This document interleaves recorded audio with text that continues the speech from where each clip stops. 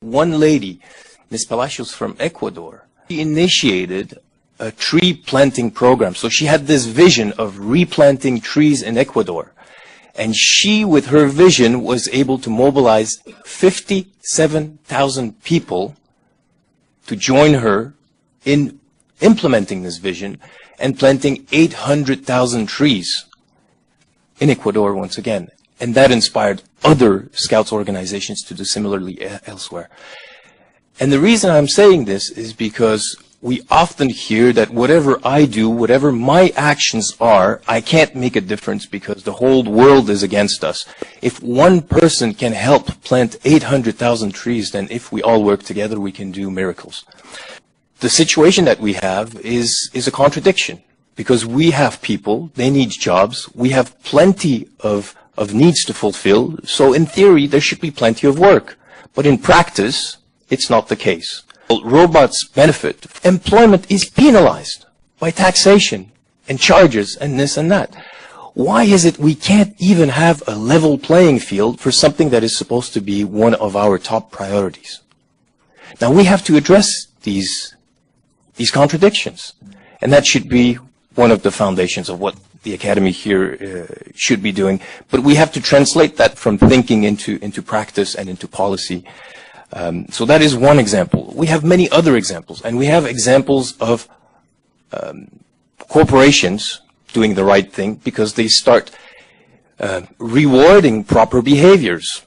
For example, 3M, they decided to reward their employees for reducing their greenhouse gas emissions.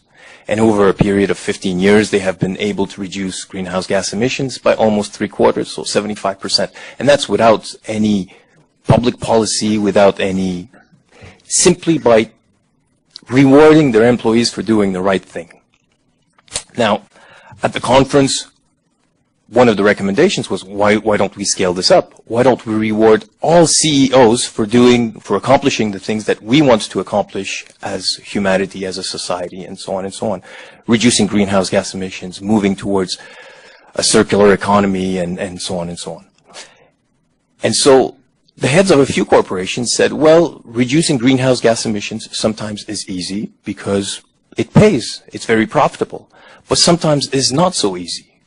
And when we try to move, when Romain Ferrari, and he has a corporation, they do advanced materials that are being used in, for example, at the COP, there will be huge tents that will house the climate negotiations. Well, he manufactures the material that is being used by these tents or by the International Olympic Committee when they set up new Olympics. Well, they have now increasingly structures that are not permanent and that are using his materials.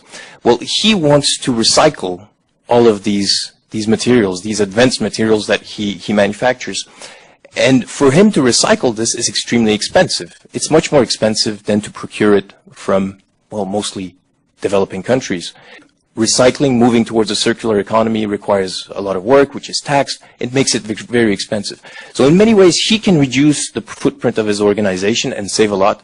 But it is very difficult for him to move towards that next step, going to a fully circular model, because he is being penalized and taxed for doing so. So how do we move from this current situation to a world where we actually support what we're trying to achieve? So that's a tremendous challenge. Now, young people, and we talked about values. Well, the Scouts have a different set of values. It's quite impressive. They are looking for purpose. They're looking for meaning. And they have been selected to come to this conference to support and to become the ambassadors for something that François Hollande feels is very needed today. Now, of course, Paris, the climate conference taking place in 3 weeks, François Hollande is a little bit afraid that it will not live up to the expectations that we have. So he decided to embark on a new initiative, and the Declaration of Human Rights. We have reached a point where humanity is at risk of destroying itself. And so by developing this Declaration of Rights of Humanity, and by having the future generation in the Scouts, but not only, to become ambassadors for this declaration. François Hollande is hoping that Paris will once again leave a mark, even if the climate talks don't live up to the expectations that we have of them. Now, during the conference, it also transpired that the private sector should be moving ahead, making things happen because governments can't and won't. Well, we think this is a collective responsibility, and the private sector certainly won't do it alone. Volkswagen showed that when there's an opportunity to do, well, not exactly the right thing, well, the private sector will, and so we need to, what was it again? Trust but verify. Fiona Harvey from The Guardian was with us. She talked about the importance of having environmental and all of these questions to be on the front page of newspapers, not once in a while, but all the time. And unfortunately, it's not happening. And why is it not happening? We have some of the reasons. When we were preparing the conference, we were talking about the media in the Geneva area, and we were talking about partnering with them. And they said, yes, of course, we'll partner, we'll cover everything, we'll put you on the agenda. You just have to hire a few of our journalists, and we'll do that. And of course, we didn't hire the journalists, and so we didn't have any coverage in any of these newspapers, except for them having some of our key speakers and talking about something else than the conference. And then social media. So we think, well, we'll post this on Facebook and it will go viral and the whole world will know about this. But that doesn't, it's not the way social media works.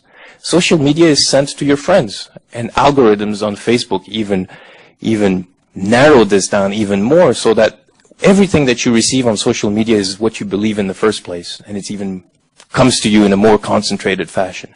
So we have to move beyond this, and we have to think differently about media and communication and how we get this message out. And Ivo said it, many of you have said it, education is the base, and university education may be a bit too late. We should start very early, and I think that's when the opportunities are flourishing the most. Thank you very much.